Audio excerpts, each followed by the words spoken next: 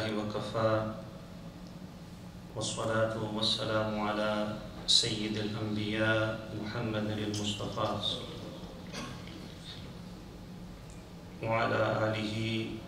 وأصحابه نجوم الهدى وأولياء أمته وعلماء ملته برر التقى أما بعد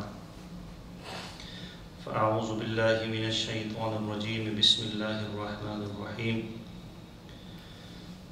يا أيها الذين آمنوا كتب عليكم الصيام كما كتب على الذين من قبلكم لعلكم تتقون آمنت بالله صدق الله مولانا العظيم وصدق رسوله النبي الكريم إن الله وملائكته يصلون على النبي يا أيها الذين آمنوا صلوا عليه وسلموا تسليما اللهم صل على سيدنا ومولانا محمد معدن الجود والكرم وآله وأصحابه وبارك وسلم الصلاة والسلام على سيدي يا رسول الله وعلى آلك وأصحابك يا سيدي يا حبيب الله مرحبا صد مرحبا پھر آ گیا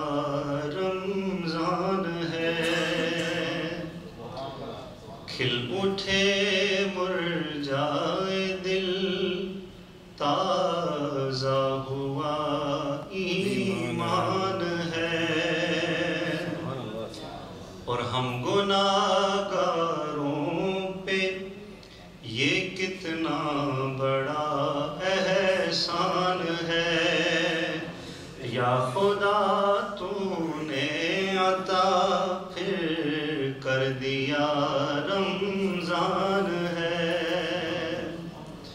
اللہ کا شکر ہے کہ اللہ نے اپنے خاص فضل و کرم سے ہم کو یہ ساعتیں جو رمضان المبارک کی ہیں یہ عطا فرمائی ہیں اللہ اس رمضان المبارک کو ہماری زندگی کا سب سے بہترین رمضان بنائے اور تمام امت مسلمہ کی مغفرت فرمائے عن عمر بن الخطاب رضی اللہ تعالی عنہ قال ان الدعاء موقوف بین السماء والارض لا يستهو منه شيء حتى تصلي على نبيك عمر بن خطاب رضی اللہ عنہ فرماتے ہیں کہ دعا زمین و آسمان کے درمیان رک جاتی ہے ٹھہری جاتی ہے موقوف ہو جاتی ہے ڈلے ہو جاتی ہے اس وقت تک کہ جب تک نبی صلی اللہ علیہ وآلہ وسلم پر درود السلام نہ بھیجا جائے گا اب دعا جیسی جو کہ عبادت نہیں بلکہ عبادت کا مغز ہے جو دعا ہے نا یہ عبادت کا عرق ہے نچوڑ ہے تو اگر دعا رک جاتی ہے تو باقی اعمال کا کیا ہوگا پھر تو اس لیے جب بھی دعا مانگیں تو کوشش کیا کریں دعا کے شروع میں بھی اور آخر میں بھی نبی صلی اللہ علیہ وآلہ وسلم پر درود السلام بھیجیں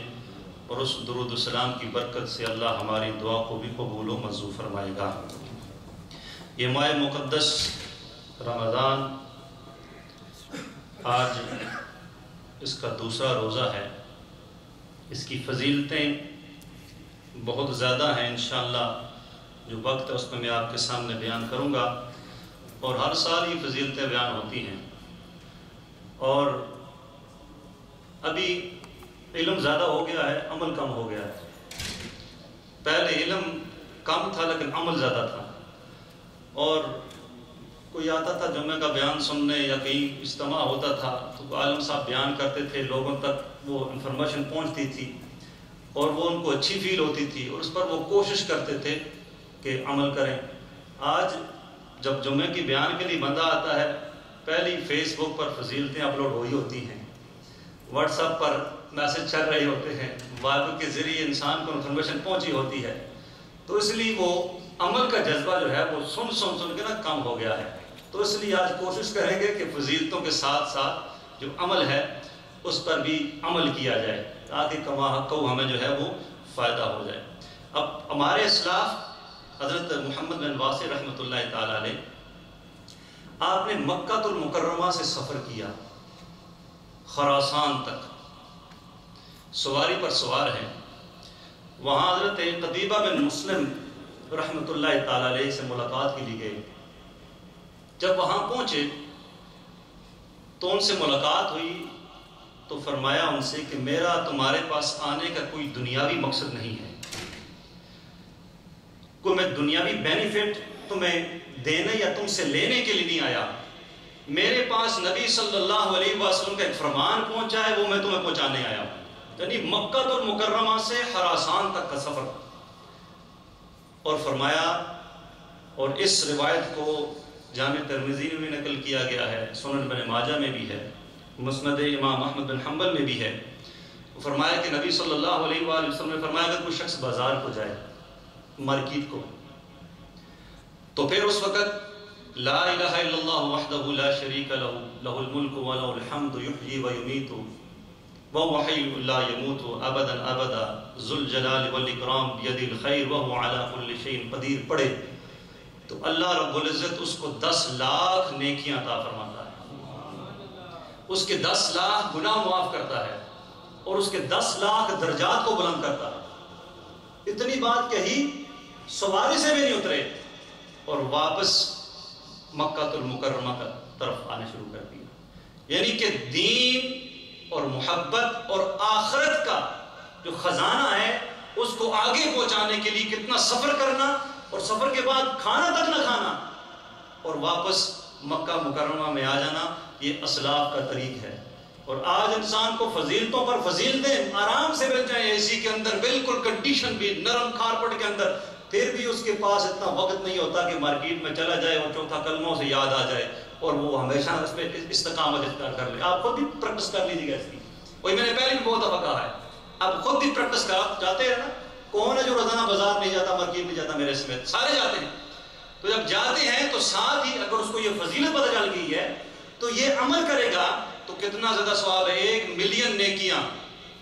اور 1 ملین گناہ معاف ہیں اور 1 ملین درجات کی بلندیاں ہیں. ٹائم کتنا لگتا ہے؟ 15 سیکنڈ سے 20 سیکنڈ. تو اللہ عمل کی ہم کو توفیق عطا فرمائے. رمضان المبارک اللہ نے فرمایا یا ایھا الذین آمنوا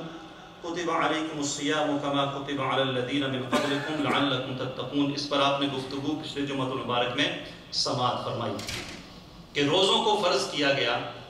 ایمان والوں سے خطاب ہے، اور ساتھ فرمایا کہ جیسے کہ پچھلی امتوں پر فرض کیا گیا. اب پچھلی 3 امتوں کا ذکر اس امت میں کیوں کیا گیا؟ اس کی ایک وجہ علماء فرماتے ہوئے یہ ہے کہ روزہ ایک مشکل امر ہے، مشکل کام ہے. تو اگر بندے سے کہا جائے نا کہ فلاں نے بھی یہ کیا ہے تو بندے کو آسانی ہو جاتی ہے وہ کام کرنے کے لیے. ایک وجہ یہ ہے کہ پچھلی امتوں پر بھی فرض تھے، اب ان کی کنڈیشن اور تھی. بعض امتوں پر فرض تھے تو جیسے وہ کھانے پینے سے بچتے تھے ایسے وہ گفتگو بھی نہیں کر سکتے تھے، ایسا روزہ فرض تھا. بنی اسرائیل پر جس وقت عیسیٰ علیہ السلام کی ولادت باسعادت ہوئی تو حضرت مریم نے سوال کیا، لوگ مجھ سے سوال کریں گے یہ کس کا بچہ ہے، تو میں کیا جواب انہیں دوں گی؟ تو فرمایا کہ آپ کہنا میں روزے سے ہوں، اس سے پوچھو، جو بچہ ہے میں روزے سے ہوں، اس سے پوچھو، اشارے سے گفتگو. تو اس امت میں روزہ رکھا جاتا تھا تو جیسے روزہ بھی تھا ساتھ بولنا بھی منع ہوتا تھا. تو آج ہمیں کتنی آسانی ہے، اگر یہ کام ہمارے ساتھ ہو جائے تو پھر تو جیسے اور بھی بہانے ہو جاتے ہیں، مطلب بیماری کا یہ ہے، شوگر لیول اور کولیسٹرول اور پھر بلڈ پریشر صرف، تو پھر وہ تو انسان کے اب تو بولنا بھی نہیں ہے تو پھر تو کام ایسے کرنے گا، تو پھر ایک اور سے بہانہ مل جاتا. لیکن امت محمدی صلی اللہ علیہ وسلم پر اور آسانی میں یہ آسانی اور آسانیاں بھی ہیں روزے میں. کیا ہیں وہ انشاءاللہ اس رمضان مبارک میں جمعۃ المبارک میں آگے بیان ہوگی. اب آدم علیہ السلام روزہ رکھتے تھے، ان کا روزہ ہر ماہ کی چاند کے حساب سے 13، 14، 15 کا روزہ ہوتا تھا. اور اس کے ساتھ نوح علیہ السلام آپ ہمیشہ روزہ رکھتے تھے.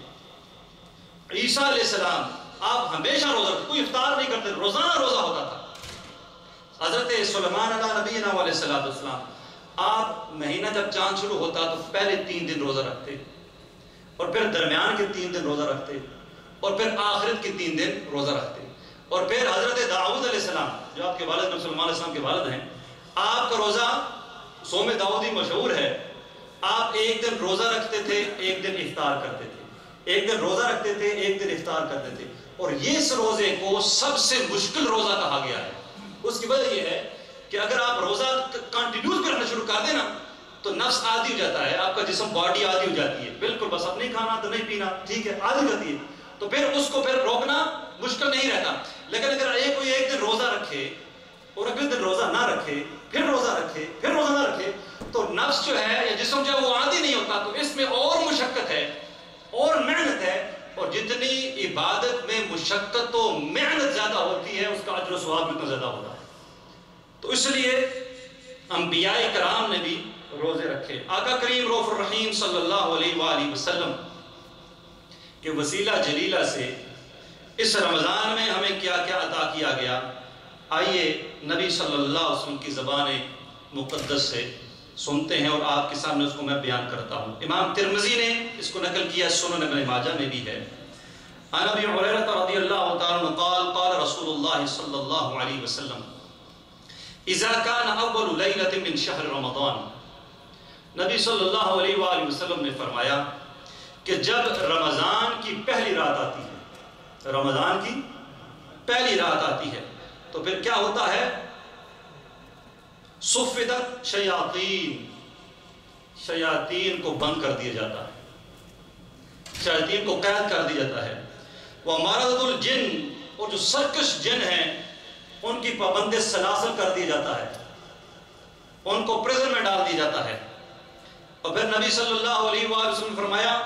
وَغُلِّقَتْ أَبْوَابُ النَّارِ، اور جہنم کے جتنے دروازے ہیں سب دروازے بند کر دیے جاتے ہیں۔ فَلَمْ يُفْتَحُ مِنْهَا بَابٌ،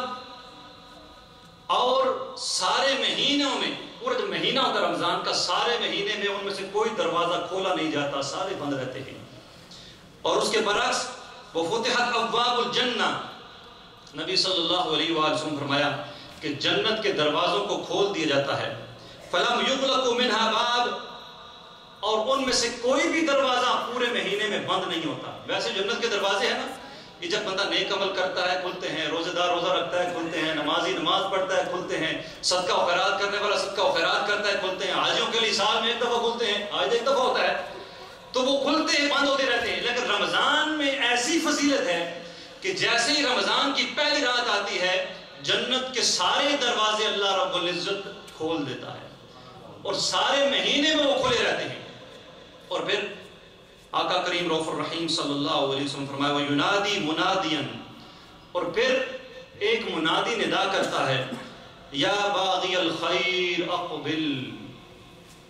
اے خیر کو چاہنے والے متوجہ ہو جا، اے نیکیوں کے حریص آ جا، اے میرا ذکر کرنے والے تو متوجہ ہو جا، ہر طرف سے اپنے آپ کو کلف کر کے میرے ساتھ جڑ جا، یہ وہ منادی ندا کرتا ہے۔ وَيَا باغی الشر اقصر، اے برائی کرنے والے برائی سے رک جا، گانے سننے والے رک جا، ڈرامے دیکھنے والے رک جا، جھوٹ بولنے والے رک جا، غیبت کرنے والے رک جا۔ اس بیماریوں کی باطنی بیماریوں کی بہت سی قسمیں ہیں، تو ان ساری قسموں والوں کے ساتھ خطاب ہے اس منادی ندا کرنے والا کہ اے شر کرنے والے رک جا۔ اور آقا کریم رؤوف الرحیم صلی اللہ علیہ وآلہ وسلم فرمایا وَلِلَّهِ اُتَقَاءُ مِنَ النَّارِ وَذَلِكَ كُلَّ لَيْلَةٍ، نبی صلی اللہ علیہ وآلہ وسلم فرمایا اور اللہ بہت سے لوگوں کو دوزخ سے آزاد کرتا ہے اور ہر رات ایسا ہی ہوتا ہے۔ اب کتنی بڑی سعادت ہمارے پاس آ گئی،